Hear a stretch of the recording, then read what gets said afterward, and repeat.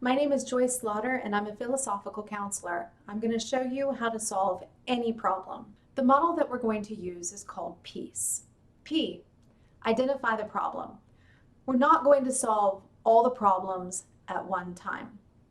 The key to solving problems is to break them down into manageable sections, one problem at a time.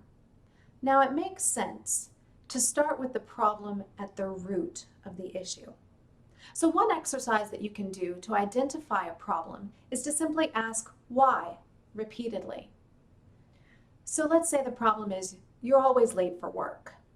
So let's start by asking why. Why are you late for work? And when you answer that, if you say, well, because I'm always late running out the door. Why? Why are you always late running out the door?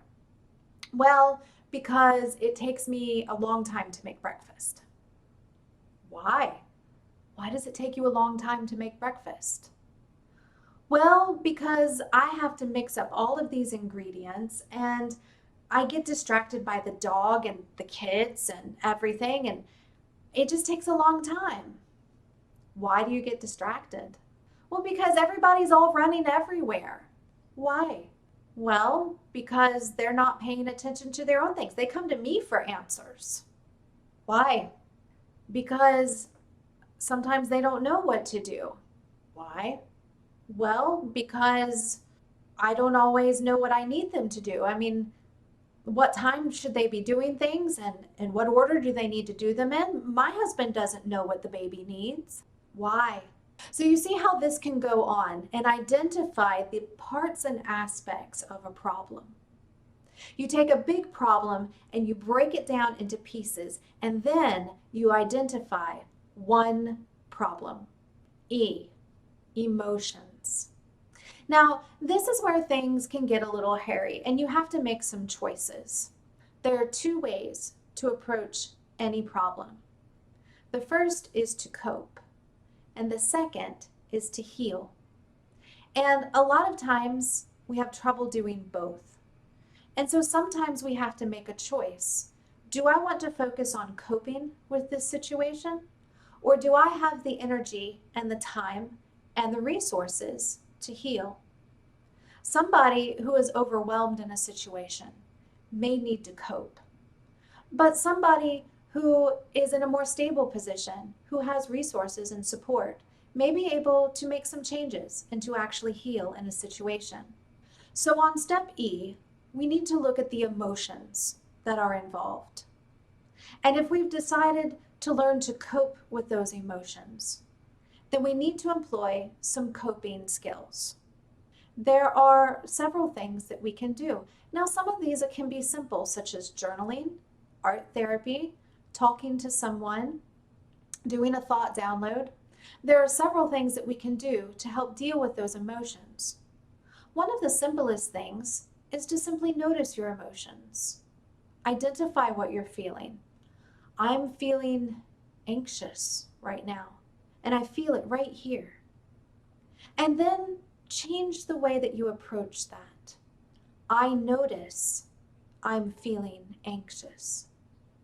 And what that does is it creates a little space between you and your emotions. Instead of being in it and feeling it so much, by saying that you're noticing something, there's a little bit of a gap where you go from reaction in the moment, in the emotions, to response, of making a choice, of observing and seeing. And that's a different brain space. Now, if you're not in a place where you can get outside of that, that's okay. And there are skills and tools that you can use to simply work on coping with a situation. But if you're ready to heal and to move forward and to make change, that's a different set of skills, and we can move on through the PEACE exercise. A is for analyze. And this is where we're going to dump everything out on the table. Let's look at everything that's going on. Let's look at all of the aspects. We want to think existentially. We want to think about the body, the mind, the noetic, the social aspects, the environment, all of these different things that are playing into the situation. We want to take the time to see the perspectives of other people. We maybe want to imagine what it's like to be that other person in the situation and to think about what they're thinking. We want to look at all the options. We want to look at what we can control and what we can't control, because it's an exercise in futility to try and change those things that we simply can't control. But in every problem, there is always, always an element of control. Now, sometimes it's simply the attitude that we can take towards it. That may be all we have, but that's still something. That's still a choice, and that's still an opportunity to create meaning. So once we've figured out those things that we control, then we can look at the options that we have. We want to look at all of those options and look at everything, no matter how silly it is. This is a brainstorming session where there's no wrong answers. We just want to get everything out there and look at it. We want to experiment with it. That's the analyze stage. Now we can move on to the C stage. C is for contemplation. Once we have everything out on the table, once we've looked at everything from all the different areas, we want to let it sit for a bit. I like to use the analogy of the snow globe. You know, you've seen these little things, usually out around the holidays, and you pick them up and they've got a little scene inside, and there's a globe full of water that has little bits in it, sometimes glitter. And then you turn it over and it moves around like snow inside.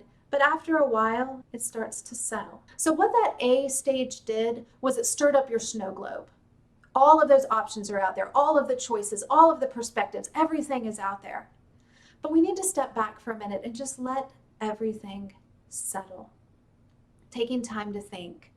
And we want to make that space in different ways. We want to allow for time to go by as much as we can give ourselves. Now, some decisions do need to be made quickly, and you may not have the opportunity to take a lot of time. But if you do, the more time that you can give yourself to let the snow globe settle, the better. Now, that does not mean that you can keep extending the time once the snow globe has settled. That's very different. That's avoidance. But you need to allow time for your snow globe to settle. And the purpose for that is E, equilibrium. We want to reconnect with our values. We want to uncover what is at the core of us that we truly, truly care about. What are those things that are most important to us? Who are the people most important to us in our lives? What kind of life do we truly want to live? What does life mean to you? And as we go through these different values and understandings, now we can look at the options that we're available and determine at what point do the options line up with our values in equilibrium. At what point can we look at those and determine that's the one that fits my values the best? And a lot of times that means, what can I take responsibility for? You see, choice begets responsibility. If we can make choices, and remember, we've eliminated the areas where we can't make choices. But of all of those where we can make choices, we are responsible for our choices. And if we're responsible for our choices and we step up, that's a very empowering thing. And the power that comes from responsibility helps us to take those actions and connect with our values. And so that's the process. P-E-A-C-E. P, identify your problem. Pick one. E, look at the emotions around it and make your choice as to whether you need to focus on coping or on healing.